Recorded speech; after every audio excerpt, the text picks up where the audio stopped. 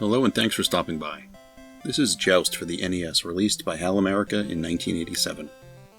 Joust is a recognizable arcade game that was a staple in many arcades in the 80s.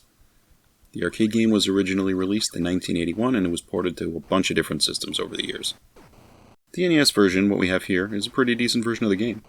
Honestly, there have been a bunch of really good ports of this game to other systems. The Atari 2600 version was actually quite good, especially for that system, even though the graphics are certainly better here. Overall, this is a simple enough game, you just need to outjoust your opponents.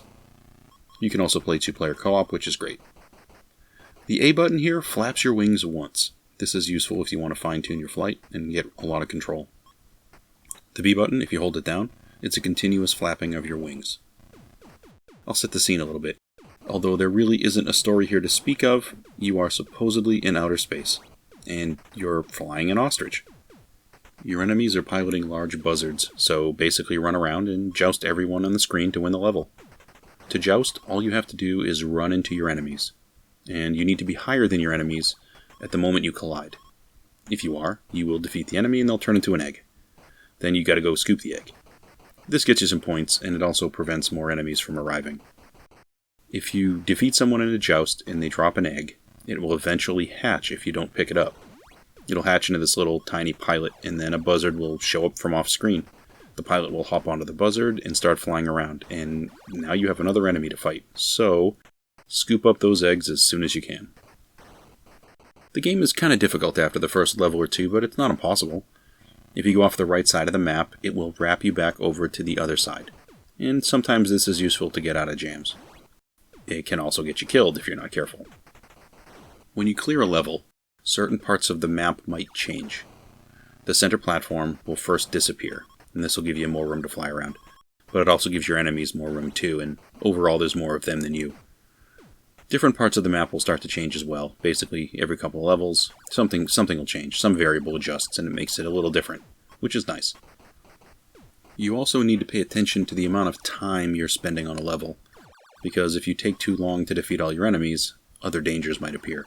Specifically, a pterodactyl, for some reason, will just appear from off-screen and it'll start flying around the map.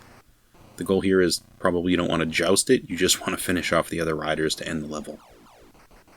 After a few initial levels, the bottom left and right sides of the screen will disappear, and it basically reveals these two lava pits. As you would imagine, don't touch the lava pits, it's an instant death. If the eggs fall in there, let them go, that's fine. Every now and then, if you fly too close to the lava, a giant hand might reach out and try to grab you. Obviously, you want to avoid this as best as you can. But also, sometimes you might get lucky, and it'll grab one of your enemies. That can be useful. That's also fun to watch. Every now and again, a level will start, and it's an egg level. Basically, it's going to be some sort of an arrangement of the platforms, and you will see maybe, 6 or 7 eggs just laying around when the level starts. If you do nothing, they're going to hatch, and now you have to joust those enemies. So basically run around and grab as many eggs as possible to prevent them from hatching. Also, the enemies, when they spawn into a level, not from an egg, they spawn from these white plates that appear on the different platforms. Sometimes you can use this to your advantage, and you can get some quick kills as they spawn in. Just pay attention to them. Joust is pretty good for only a one-screen game, but what it lacks in variety, it kinda makes up for in gameplay. Yes, you can play this one solo for a while, and it's reasonably entertaining, jousting waves of buzzards. Every win seems to be satisfying. But where this one really kinda shines, I think, is in its co-op play. You can play with a friend and share some of the action. Someone could stay on the upper part of the map maybe, while the other covers the bottom. As the eggs fall, well, you have someone on the bottom to catch them. That's pretty neat. So, at its core, maybe Joust is a little simple, but it has really great handling, and it's really a good one to have in the collection. It's a lot of fun. Well, that's all I have for Joust for the NES today. Thanks for stopping by to give this one a look, and I'll catch you next time.